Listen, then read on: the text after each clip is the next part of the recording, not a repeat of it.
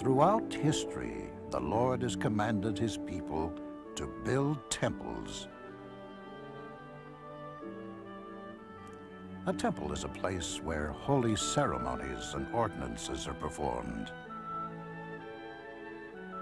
It is a place where the Lord has revealed himself, and instruction is given to help the sons and daughters of God gain eternal life. It is literally a house of the Lord. At the time of Jesus Christ, the temple of Herod at Jerusalem was the center of religious life and learning for the Jews. 1,000 years before the Savior, Solomon's temple was the crown jewel of Israel's greatest age. But even Solomon's temple was modeled after another. By going further back in time, to the time of Moses, we can see a type of portable temple used by the children of Israel in the wilderness, the Tabernacle. Like the temples which followed it, the Tabernacle was the place where the children of Israel learned of the ways to eternal life. Let's take a tour of the Tabernacle and see what we can learn. This gate in the east wall is the only entrance and leads us into the outer courtyard. Within the outer courtyard and in front of the tent of the Tabernacle is the altar of sacrifice and the laver. This is the altar of sacrifice where burnt offerings were made to the Lord. The person bringing an animal to be sacrificed would first dedicate it to the Lord before it was slain and placed upon the altar. Sin and peace offerings required only the fat of the animal to be burned. The meat was eaten by the priest later. For a burnt offering, however, the entire animal was placed upon the altar and consumed by fire. Here, between the altar of sacrifice and the tent of the tabernacle, is the laver. The laver is made of brass and contains water. The officiating priests were required to perform washings here before entering the tent of the tabernacle.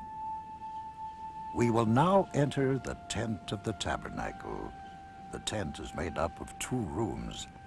This first room, called the Holy Place, contains the candlestick or menorah, the altar of incense, and the table of shewbread. Behind the altar of incense is the veil that separates the Holy Place from the second room, called the Holy of Holies. We will talk more about the Holy of Holies later in the tour. The Lord described to Moses the design for this candlestick. Each of the 7 branches holds an almond-shaped cup. Each cup contains olive oil and a wick. The candlestick provided light for the holy place and was kept constantly burning.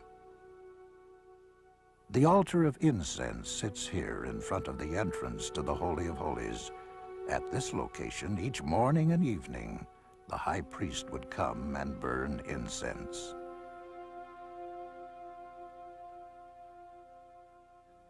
This is the table of shewbread.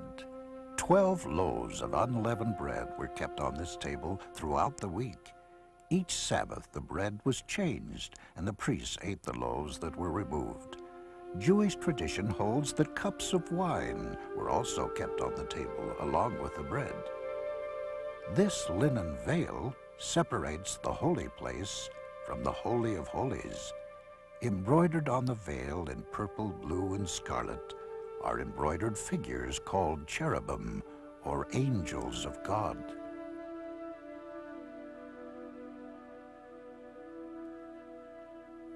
We now enter the Holy of Holies.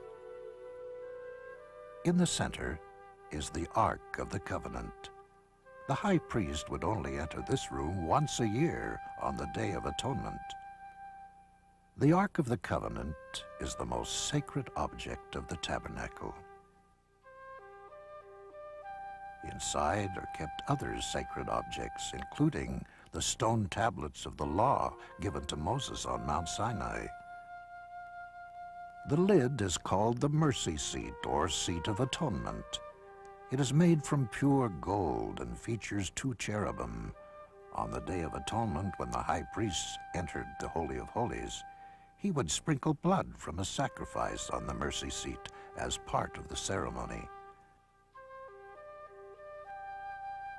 Today, we do not sacrifice animals or burn incense as a part of our worship, yet the symbolism of the tabernacle and the things that took place there still have meaning for us today. For example, the outer courtyard is a symbol of the celestial world we live in. The altar of sacrifice symbolizes the Savior and the last and great sacrifice of the atonement.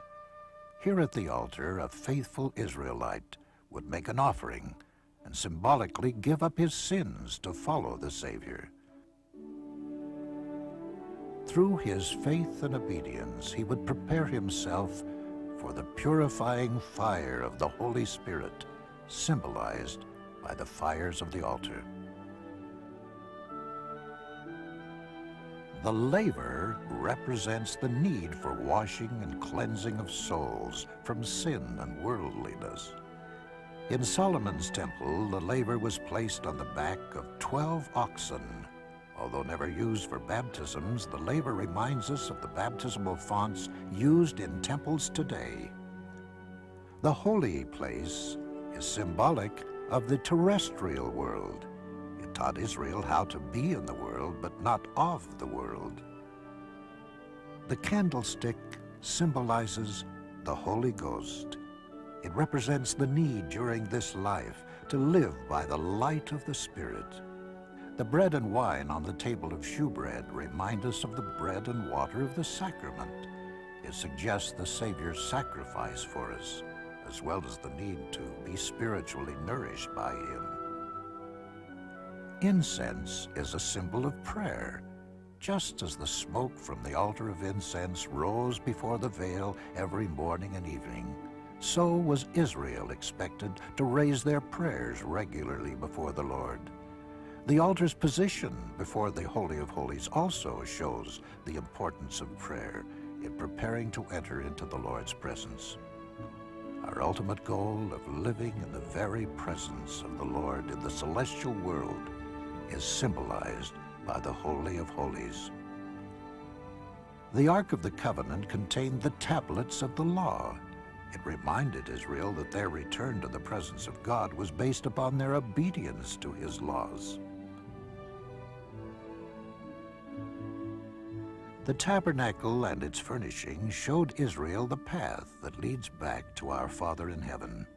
Although the tabernacle may appear unusual to us today, the things we learn from it are still valuable. The outer courtyard represents coming to the Savior from out of the world.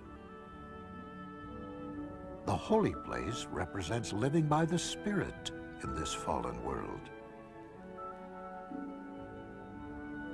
The Holy of Holies and the Ark of the Covenant remind us that through obedience to the Lord's covenants, we can return to the very presence of our Father in heaven.